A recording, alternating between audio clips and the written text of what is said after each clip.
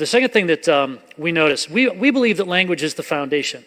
But what most product people do, I don't know if it's you guys, but most product people start by saying, oh, there's a problem, and we're going to build a product that's going to solve that problem, and then we're going to market it. Right? Our passion is in building, most of us. And so we start around the building of the product that's going to solve the problem, and then we slap some language on it. And I hear this conversation all the time. And out of the 45 companies in the last 18 months, at least 40 of them have kind of said some version of this. And I don't know where people are being taught this. I don't know how I was taught this back in the 90s, but I was also taught this.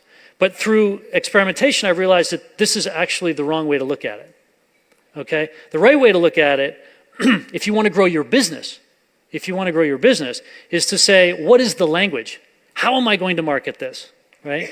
Reed had mentioned earlier this idea of figuring out your distribution channel. I'll actually say, figure out your language. Your distribution channels will take care of itself once you explore those as well. But figure out what the language is, and then build the product to fit what the language is. Okay, so let me give you some examples. Years ago, we had a company where it said, store your photos on the homepage. And we were allowing for digital photography to be stored on the site. And we were not growing.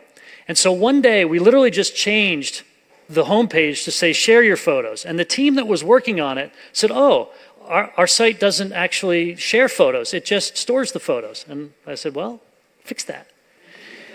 Right? And so what ended up happening was they started building features that allowed people to share their photos, and we registered 47 million people in 6 months. Okay? And that was back when the internet was 250 million people. Okay? So what we realized is that by changing the language, you change how the users are interacting with your site. They're going to get viral. They're going to use it. But you also change your thinking about the product so that the features and the way the subsequent language in the product works actually fits with the main value proposition. And we created explosive growth with that. Another quick example, we had a matchmaking website, and the promise there was find a date. And it wasn't growing, and we had to buy all this traffic from Google and elsewhere to keep the whole thing going. So what we did is we changed the language and the value proposition to say, help people find a date.